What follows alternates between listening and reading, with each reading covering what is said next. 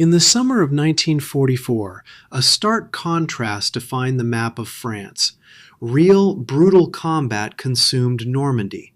Yet further north, near the Pas-de-Calais, the massive German 15th Army sat completely stationary. They were bracing for the main blow. While Allied troops were fighting for Normandy, Germany was holding back forces for a second invasion, led by George Patton. There was only one problem. That invasion force did not exist. The true mystery is not that the army was a phantom, it is how this completely fabricated threat survived a real invasion and paralyzed a massive enemy force while actual blood was being shed miles away. To grasp the absolute strategic stakes of the summer of 1944, you have to look at two distinct points on the map of France: the beaches of Normandy and the coastline of the Pas-de-Calais. In Normandy, the German 7th Army was locked in a desperate, grinding battle to contain the initial Allied landings. That foothold was deeply fragile. The Allies were pouring men and materiel onto the sand, but they were highly vulnerable to a concentrated counterattack before their heavy supply lines could be firmly established. Just a few days' march to the northeast, guarding the Pas-de-Calais, sat the German 15th Army.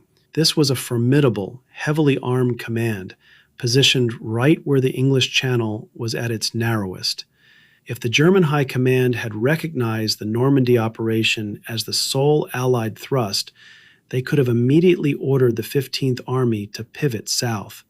Unleashing the immense combat power of those idle divisions against the exposed Normandy beachhead could have overwhelmed the Allied forces, potentially throwing the entire invasion back into the sea. The survival of the European campaign depended entirely on keeping that 15th Army pinned in place. Achieving that meant creating a deception so convincing that the German military would willingly keep their own reserves waiting for an attack that would never come. How do you force a sophisticated enemy intelligence apparatus to discover, verify, and ultimately fear an entire strike force that simply is not there? The most effective deceptions in military history rarely rely on inventing an entirely new reality. Instead, they weaponize an adversary's existing logic. To the German High Command, an Allied thrust across the English Channel aimed squarely at the Pas-de-Calais was not merely a possibility. It was the most strategically sound assumption they could make. The geography dictated it. The distance between Dover and Calais is merely 21 miles, offering the shortest, fastest maritime crossing for a massive invasion fleet. A landing there provided immediate proximity to the deep water ports of Antwerp and Rotterdam, logistical hubs essential for sustaining a multi-million-man army. Beyond the shoreline, a successful breakout from the Pas-de-Calais offered a direct, relatively unobstructed path eastward toward the Ruhr Valley, the beating industrial heart of the German war machine. To Adolf Hitler and his senior staff, ignoring the Pas-de-Calais would have been professional negligence. The Allies understood this absolute German certainty. The architecture of Operation Fortitude South was not designed to convince the enemy of something absurd. It was meticulously engineered to confirm what the German intelligence services already desperately wanted to believe.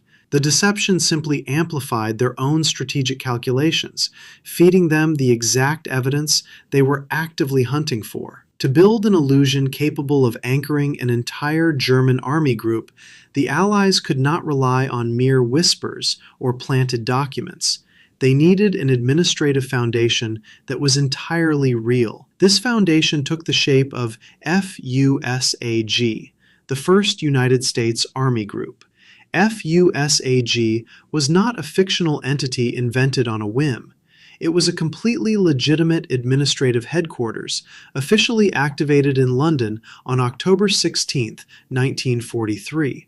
Within the immense bureaucratic machinery of the Allied Expeditionary Forces, FUSAG had a commanding officer, a staff, a physical headquarters, and an operational mandate. German signals intelligence intercepting administrative traffic would naturally recognize its existence as a massive organizational umbrella intended to command armies on the continent.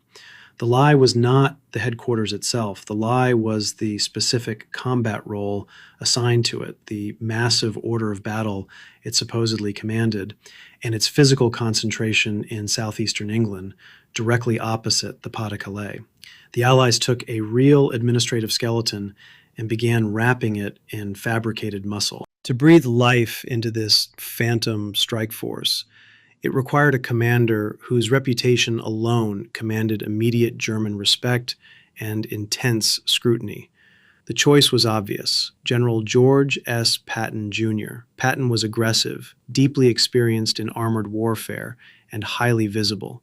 He had already demonstrated his capability in North Africa and Sicily, earning a reputation among German analysts as the most capable and dangerous field commander in the Allied arsenal. To the German mindset, a cautious, methodical buildup for the main invasion of Europe would naturally be entrusted to a commander like Bernard Montgomery or Omar Bradley. But the spearhead, the decisive, armored thrust meant to shatter the Atlantic Wall and drive straight into Germany, that had to be Patton. The Allied command deliberately leveraged this perception. By publicly and conspicuously assigning Patton to command FUSAG, they provided the Phantom Army with an immediate psychological reality. The German High Command could easily rationalize that a force led by Patton was not a diversion, it was the main event.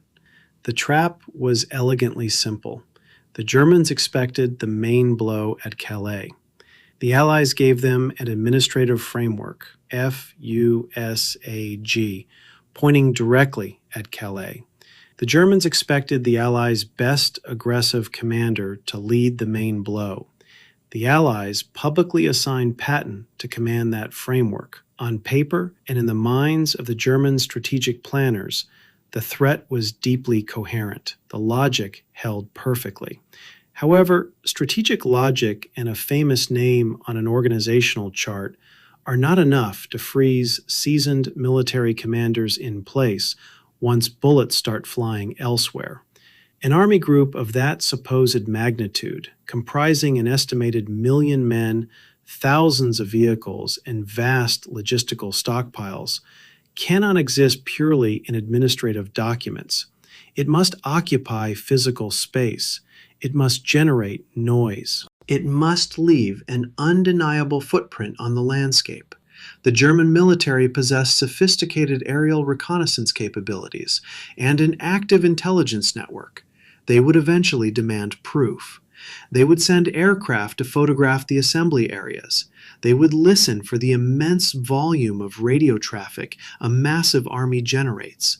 A legitimate headquarters and a famous general created a plausible threat on paper. But how do you physically prove to enemy reconnaissance that this massive army is actively preparing to strike when the fields of southeastern England are, in reality, largely empty? To answer that question, the Allies turned southeastern England into the largest theatrical stage in military history. The construction of the illusion began with a massive physical footprint. If the German High Command expected an army group of 1 million men preparing to cross the Channel, the landscape itself had to reflect the crushing logistical reality of that force. Almost overnight, vast arrays of staging areas, sprawling tent cities, and heavy equipment parks materialized across Kent and Sussex, pointing like a loaded gun directly at the Pas-de-Calais. There is a persistent, almost cartoonish historical cliché about this phase of the operation. It often reduces the entire physical deception to a few inflatable rubber tanks casually tossed into empty farming pastures. But the reality of this visual engineering was far more sophisticated and meticulous. Throwing a rubber Sherman tank onto a pristine meadow would fool no one. A real armored division destroys the ground it occupies. Therefore, Allied engineering units spent weeks churning up the mud with heavy bulldozers, carving out the deep, chaotic track marks that a genuine mechanized column would leave behind. They built sprawling fuel depots that were completely empty, and constructed massive mock encampments where the only activity came from a few designated soldiers tasked with keeping the kitchen fires burning to generate realistic smoke. In the estuaries and harbors of the southeast, the illusion extended to the water. A phantom armada of mock landing craft, constructed from canvas, steel tubing, and plywood, was moored along the coast. Some of these fake vessels even had simulated laundry hanging from the rails to suggest they were heavily crewed and ready to sail. This entire visual spectacle was orchestrated for a very specific audience: German aerial reconnaissance. The Luftwaffe was still flying high-altitude photo reconnaissance missions over the British coast. Here, the Allied camouflage units played a delicate psychological game. If the fake installations were left completely exposed, German analysts would immediately suspect a trap. Instead, the decoys were purposefully camouflaged, but camouflaged just poorly enough to be spotted. The intent was to let the German cameras discover the buildup, making the intelligence officers in Berlin believe they had cleverly pierced the Allied veil of secrecy. Yet this physical layer was inherently fragile. Visual theater is terrifyingly vulnerable. It only takes one exceptionally clear photograph, one low-flying reconnaissance pilot taking a closer look, or one highly skeptical intelligence analyst noticing that the shadows falling from the landing craft are entirely wrong, to expose the plywood and canvas for what it actually was. If the physical illusion shattered, the entire strategic premise of the 1st United States Army Group would collapse alongside it. More importantly, visual decorations alone do not explain why the German command continued to trust the legend. A few poorly hidden wooden boats and some churned-up mud might suggest a buildup, but they do not convince a hardened, experienced military command to hold back entire armored divisions. A plywood tank cannot transmit orders. An empty tent does not request rations or ammunition. For the German High Command to truly believe that George Patton was standing on the coast of Kent, ready to unleash a massive strike force, the visual theater was not enough. This phantom army required an administrative soul. It needed a voice.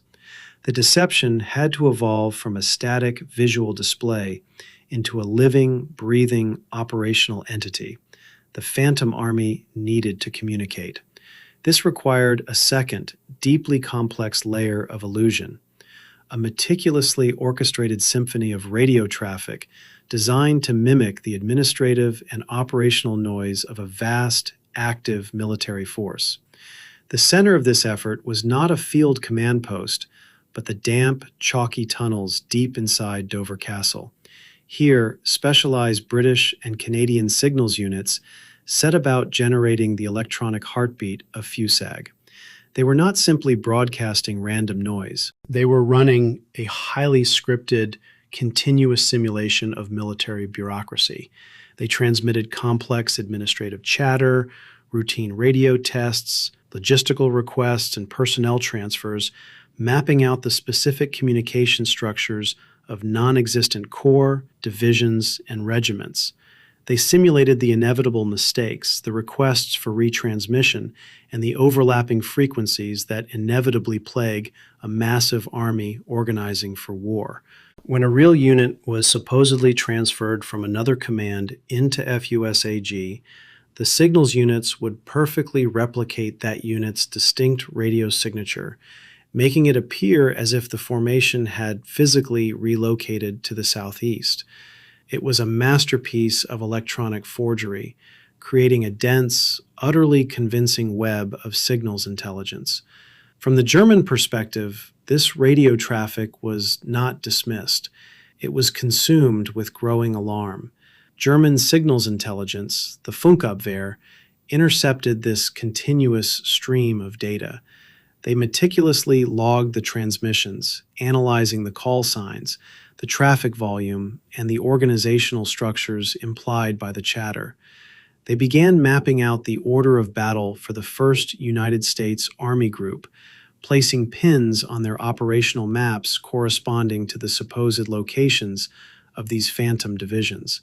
The administrative noise generated in Dover Castle was translating directly into perceived military reality in Berlin. The German analysts were essentially building the Allied deception for them, connecting the fabricated dots exactly as intended, and growing increasingly convinced of the sheer, terrifying scale of the force gathering under Patton's command. But even this sophisticated electronic theater needed a human anchor to make it truly unassailable.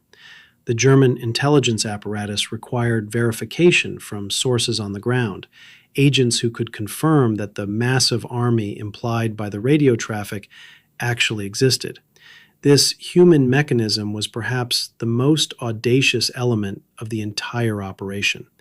It relied entirely on a Spanish double agent named Juan Pujol Garcia, operating under the MI5 codename Garbo. Working closely with his brilliant British handler, Thomas Harris, Garbo fed the German intelligence network exactly what it craved. Pujol was a master of invention. He had convinced the Germans that he was a fanatically pro-Nazi operative running a vast and highly effective espionage ring in Britain. In reality, he was working entirely for the Allies, and his sprawling network of 27 sub-agents was completely fabricated. These non-existent spies, supposedly ranging from a disillusioned Welsh nationalist to a Venezuelan student in Glasgow, provided independent, corroborating reports that perfectly aligned with the visual and electronic deceptions of Fortitude South. This created a bizarre and completely unprecedented intelligence paradox. A non-existent spy in a coastal town would send a message detailing a massive influx of American troops. German intelligence would cross-reference this with aerial photographs of a nearby decoy camp and intercepted radio traffic suggesting a divisional headquarters in the same area. The different strands of the deception reinforced each other flawlessly. Non-existent sources were providing independent verification of a non-existent army, creating a closed loop of fabricated intelligence that the German handlers found entirely credible. They trusted Garbo implicitly, funding his phantom network and relying on his reports as absolute truth. Crucially, the Allies were not operating blindly. They possessed the ultimate tool to monitor the success of their own lies, Ultra. By decrypting top-secret German Enigma communications, Allied commanders could read the enemy's assessments almost as soon as they were written. Through Ultra, they watched in real time as the German High Command accepted the Fusag deception. They saw the phantom divisions appear on German operational maps. They tracked the orders holding the 15th Army in place at the Pas-de-Calais, confirming that the enemy was reacting exactly as intended. The threat of FUSAG was artificially inflated, carefully crafted around the genuine presence of some real Allied units in the region, ensuring the deception had just enough truth to remain anchored in reality. But a massive, complex web of lies is inherently unstable. It is a house of cards that could unravel if a single transmission contradicted the visual evidence, or if one of Garbo's phantom agents made an administrative error that German handlers caught. The pressure to maintain this illusion was immense, knowing that the entire strategic balance in Western Europe rested on its continued credibility. And the ultimate test was fast approaching. All the elaborate radio traffic, the plywood tanks, and the fabricated espionage reports had succeeded in pinning the German 15th Army in place. But what happens when the calendar finally turns to June 6 and the real landing in Normandy shows the Germans that an invasion has actually begun? Late on the evening of June 5th, as the massive Allied invasion fleet quietly slipped its moorings and headed into the Channel, the deception faced its ultimate test. The illusion of George Patton's strike force was about to collide with a very real war. Knowing the Normandy assault could no longer be hidden, Juan Pujol Garcia and his handler Thomas Harris made a highly calculated, terrifyingly risky move. They decided to tell the Germans the truth. Garbo sent a preliminary dispatch to his German intelligence handlers in Madrid, ordering them to stand by their receivers for an urgent, high-priority transmission at precisely 3 a.m. on June 6th. He promised critical, breaking intelligence regarding imminent Allied operations. At 3 a.m., as Allied airborne pathfinders were literally dropping into the French darkness, Garbeau began transmitting. He provided accurate, undeniable details of the Normandy assault, revealing that the fleet was at sea and headed for the coast. He was handing the German High Command the operational reality of the invasion. But the German receiving station in Madrid was completely silent. The night operator, not expecting traffic at that early hour, had simply gone off duty. For hours, Garbeau broadcast the most explosive intelligence of the Second World War into a total void. It was not until 8 a.m., longest after American, British, and Canadian troops had already stormed the beaches and begun taking heavy casualties, that the German radio operator finally logged back on and received the backlog of frantic messages. By all conventional military logic, the morning of June 6th should have shattered the myth of the 1st United States Army Group. The real invasion was happening. The FUSAG deception was surely finished. But the missed connection in Madrid created a profound, deeply ironic psychological twist. When German intelligence officers finally read Garbeau's dispatches, they realized the timestamps proved he had sent the warning hours before the first Allied boots hit the sand. They did not see a compromised spy. They saw an oracle. They saw an agent so deeply embedded in the Allied command structure that he possessed the exact details of D-Day. The German handlers furiously blamed their own radio operator for missing the intelligence coup of the century. Real soldiers were now bleeding in the surf. The physical reality of the invasion was undeniable. The illusion of a phantom army should have collapsed completely against the brutal reality of Normandy. Instead, this simple administrative accident cemented Garbeau's absolute reliability in the eyes of Berlin. Because they now trusted him implicitly, the deception was about to become far more audacious. With the German command now trusting their agent more than their own field reconnaissance, the stage was set for the ultimate lie. The survival of the Normandy beachhead hung entirely on what the German High Command chose to believe in the critical days following D-Day. By June 9th, 3 days into the invasion, the situation on the beaches was incredibly fragile. The German 7th Army was fighting furiously to contain the Allies in the hedgerows, urgently demanding that armored reinforcements be released to drive the Americans and British back into the sea. It was in this precise knife-edge moment that Garbeau transmitted his masterpiece. Late on June 9th, he sent a massive, highly detailed report to Berlin. He stated categorically that the colossal operation unfolding in Normandy was nothing more than a strategic diversion. It was a bloody feint designed specifically to draw German reserves away from the true target. The real invasion force, he insisted, was still waiting. The 1st United States Army Group, under the command of the dreaded George Patton, remained entirely intact in southeastern England. And their objective was exactly what the Germans had always feared, the Pas de Calais. The success of Operation Fortitude South crystallized the very next day. On June 10th, acting directly on Garbeau's intelligence, which perfectly aligned with the phantom radio traffic they were still intercepting from Dover Castle, the German High Command made a catastrophic decision. 2 panzer divisions, heavily armed and actively moving toward the vulnerable Normandy sector, were abruptly issued new orders. They were halted in their tracks, turned around, and sent back to guard the Pas de Calais. This was the pinnacle of the deception. The Allies had executed a flawless psychological sequence. They launched a real invasion, used a delayed warning to cement their agent's absolute reliability, and then used that trusted voice to feed the enemy a completely false interpretation of a very real event. A single fabricated message had successfully dictated the movement of massive armored forces away from the decisive point of battle. Even as the fighting in Normandy dragged into a grueling stalemate through June and early July, the electronic illusion had to be maintained. The Phantom Army could not simply disappear while the beachhead was still confined. On July 14th, the actual administrative structure of FUSAG was quietly transformed into the 12th Army Group, a real headquarters tasked with managing American combat operations on the continent. Yet the ghost lived on.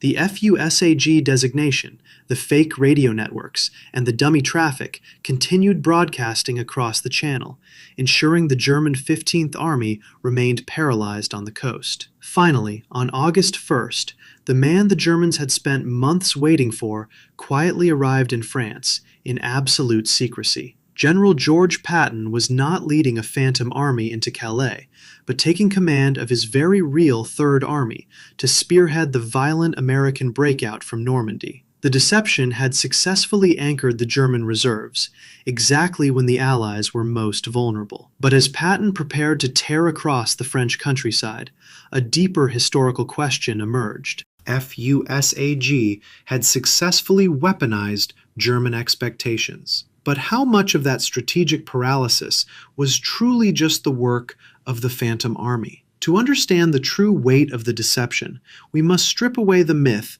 that radio broadcasts and plywood boats single-handedly won the war. The Phantom Army was a brilliant intelligence triumph, but its success relied heavily on the very real constraints strangling the German military. The German command structure was rigidly centralized, often requiring Hitler's personal authorization to release major panzer reserves. Even if those orders had been issued immediately, a shattered French rail network made rapid deployment toward Normandy agonizingly slow. Furthermore, the German inability to pierce the illusion was largely guaranteed by overwhelming Allied air superiority. The Luftwaffe had been practically swept from the skies, effectively blinding their aerial reconnaissance. Operation Fortitude South did not single-handedly win D-Day, nor would its failure have guaranteed an Allied defeat on the beaches. But the deception achieved something vital. It bought time. It successfully anchored a massive, heavily armed enemy force miles away from the decisive point of battle during the most vulnerable weeks of the campaign. The surreal nature of this operation is captured perfectly in a single documented irony. On July 29, 1944, Juan Pujol Garcia, the architect of the fabricated spy network, was informed by his handlers in Madrid that he had been awarded the Iron Cross for his extraordinary service to the German Reich. 5 months later, he was made a member of the Order of the British Empire. He remains one of the few individuals in history to receive decorations from both sides of the conflict for the exact same operation. The ultimate validation of this phantom force came from the Supreme Allied Commander. Dwight D. Eisenhower later concluded that had the German 15th Army been fully committed to battle in June or July, it would have created a remarkably dangerous situation for the fragile Allied foothold. In the end, the greatest trick of the war leaves behind a legacy defined entirely by what never happened. The 1st United States Army Group never crossed the English Channel, never fired a single artillery shell, and never suffered a casualty. Slowly and quietly, this meticulously engineered phantom vanished from the strategic maps, leaving entire divisions of combat-ready German soldiers standing guard over the empty coastline of the Pas-de-Calais, searching the horizon for a massive strike force that was never coming. And while those heavily armed sentries waited in the sand for an illusion to materialize out of the fog, the true invasion force relentlessly expanded its hold on Europe, turning a fragile beachhead into the liberation of a continent.